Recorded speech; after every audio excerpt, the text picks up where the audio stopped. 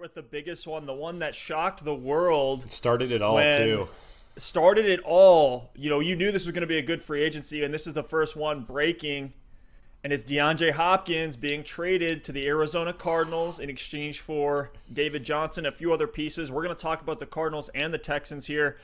But right off the bat, let's talk about Hopkins and his implication for fantasy and for the Cardinals. And I think the first kind of point we got to make here is Kyler Murray's going to get a huge bump up. Don't you agree? Yeah, the trade, we can talk about how bad the trade was all we want. It was David Johnson, a second-round pick this year and a fourth-round pick next year for DeAndre Hopkins and a fourth-round pick this year. So if you net out the fourth-round picks, it's basically David Johnson and a 2 for Hopkins, which is unreal, and the Texans take on that contract as well. But back to the Cardinals and Kyler Murray, I think the offense should take a huge step up this year. I had them to take a huge step up anyway in year 2 under Cliff Kingsbury, and this might be a hot take, but in regards to fantasy, I have Kyler Murray as my QB3 now for 2020. Wow. I have Lamar Jackson and Mahomes at 1-2.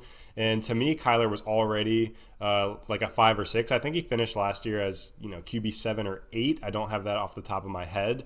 But to me, I think this jumps him in front of Dak Prescott, in front of Deshaun Watson, in front of Josh Allen. I mean, he was 9th in the NFL in attempts as a rookie. I think he's going to, it was 540 or so attempts. I think that's going to go up to 600 in year 2. We don't usually see rookie quarterbacks throw for an obscene amount of volume, but 540 attempts is still pretty good. And I think with a better offense and they're on the field more, that's going to be 600 this year.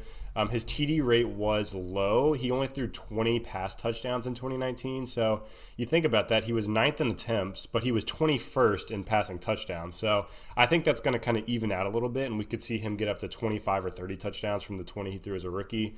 And then in terms of rushing yards, we know how mobile he is. He was 2nd in the NFL amongst quarterbacks in rush yards this season as a rookie. He rushed for 544 yards, 2nd to only Lamar Jackson. If you break that down, that's 30 or so rush yards a game. That's an extra 3 points from a fantasy football perspective, not even counting touchdowns. So for me, Kyler had a phenomenal rookie season. He won Offensive Rookie of the Year, and I think in year 2, he's going to take a huge step up. This offense is going to take a step up. And now you add DeAndre Hopkins into the mix, he's in the discussion for the best receiver in the NFL. It's not even like, he's an elite receiver. Absolutely. It's like, it's Michael Thomas, it's DeAndre Hopkins, Julio Jones, Devontae Adams, and then there's like a huge gap. So absolutely crazy move, and I think Kyler Murray has a ton of upside in 2020, but unfortunately I think the hype is going to push his ADP higher and higher to where I might not be willing to touch him in early rounds. Steph, what do you think? Yeah, this move will absolutely help the offense as a whole. You give Kyler all the weapons that he needs to run the execute on the air raid offense that Kingsbury wants to run and is bringing to the NFL. I think you look at Kenyon Drake. I think he's going to stay the same. He's going to have a lot of fantasy value. I do worry, just like you do, about the entire offense getting a little overhyped, kind of like we saw the Browns before 2019. A lot of their pieces and weapons got overhyped. As we get closer to the draft, we'll see where the ADP shakes out. I expect it to be pretty high. I think a lot of people will have Kyler at that QB3, just like you do. I may not be that high on him, but he's certainly in my top 8 for sure. Last season, I should say, we saw the Cardinals offense stall out a little bit, especially when you had Christian Kirk, who is kind of their de facto wide receiver 1. I know that's some people are going to disagree with that just because of Larry Fitzgerald, which, Fitz is still a beast, and I love him as a player, but for fantasy, he's really nothing more than a streamer. We look at Fitz last year, he finished as the wide receiver 35. He had 75 receptions for 804 yards and 4 touchdowns, and he would take over at times when Christian Kirk was banged up. We saw Kirk miss 3 games with some lower body injuries.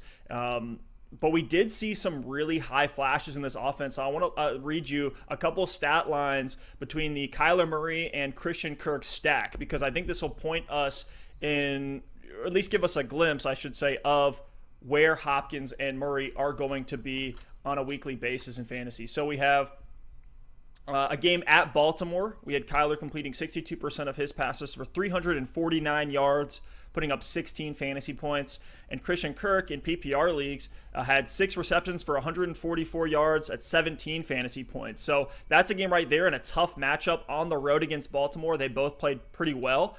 You'd love to have that stack on your team, double dip from Kyler's volume and production. Look at their game against Tampa Bay. We knew that one was going to be a shootout. I think everybody was circling that one as a matchup that was going to be very, very high scoring. And we, again, had Kyler completing about 62% of his passes, 324 yards, 3 touchdowns, all of which went to Christian Kirk. He did throw an interception, but that's 26 fantasy points that Kyler put up. And you have Christian Kirk in that game having 6 receptions, 138 yards, and the 3 touchdowns, like we said, putting him at 38 fantasy points. So I think we see a very high ceiling for Hopkins and for Murray here as well. The last one I want to read is against Carolina at home. Kyler completed 70% of his passes for 173 yards and then added another 70 yards on the ground, finishing with 18 fantasy points that week. And Kirk had 10 receptions and 59 yards to the air, finishing with 16 fantasy points. So regardless if it comes through pass volume, reception volume, however that production comes, I think it will come, and I think there will be a pretty high floor and ceiling for Hopkins and Murray in 2020.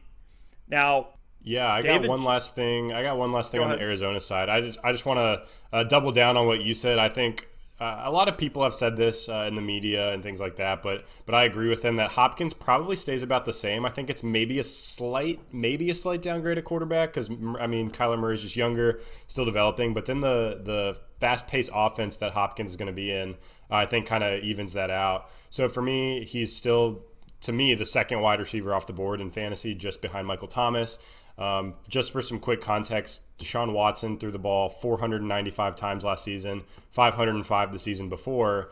Murray last season, as we said, threw it 540 times, and we think that's going to get up to 600 this year. If Hopkins' target share is even 25%, I expect it to be in the 25 to 30% range. That should mean 150 to 170 targets in Arizona this season. Over the past 2 seasons, he's had 150 and 163 targets. So that's going to be just in line from a target volume perspective. It should be in line with what he was seeing in Houston. And then one last thing, Christian Kirk, I am moving him down a little bit just because Hopkins is going to come in and eat up so much of that volume. To me, he's a low-end wide receiver 2 or a flex play next season. Steph, do you agree with that? I've actually got a couple guys I want to size up Christian Kirk against. But first, let me know what you think about Kirk's value in fantasy for 2020. I think Kirk will kind of take over that Will Fuller role that we saw that Texans have. He'll take the top off defenses. He'll kind of be that deep threat. I think he will see lower volume. But then again, you look at that pace of play for the Cardinals. They're the 4th highest pace of play across the entire NFL, which means just a lot of volume, a lot of plays, a lot of receptions, a lot of attempts for everybody who's on the field in that offense, all their skill position players. But I do like Kirk, though. I do take him down, like you said, but I do like him. Would you rather have Christian Kirk next season or Golden Tate? Ooh, I think I'm going to take the upside on Christian Kirk there. Man, that's actually a pretty tough one. I like that. What about Anthony Miller? I'll take Anthony Miller in this one. I'm going to take the jump and say that Trubisky will have a little bit of a fire lit under him with Nick Foles there. And if it is Nick Foles, I like Anthony Miller as well. Cool. A couple more for you. What about Curtis Samuel in Carolina? That's a tough one. I like Kyler Murray's arm, his deep ball, more than I like Teddy Bridgewater's. So I'm going to say Kyler Murray on that one, but I think both can be kind of in that same tier where deep threats, you're going to start them in certain matchups. You're going to stay away from in others. And last one, Christian Kirk or Tyrell Williams? Interesting. I'm taking Christian Kirk on this one. Absolutely. And with Kirk, I mean, we've seen some other offenses support that 1A, 1B type situation.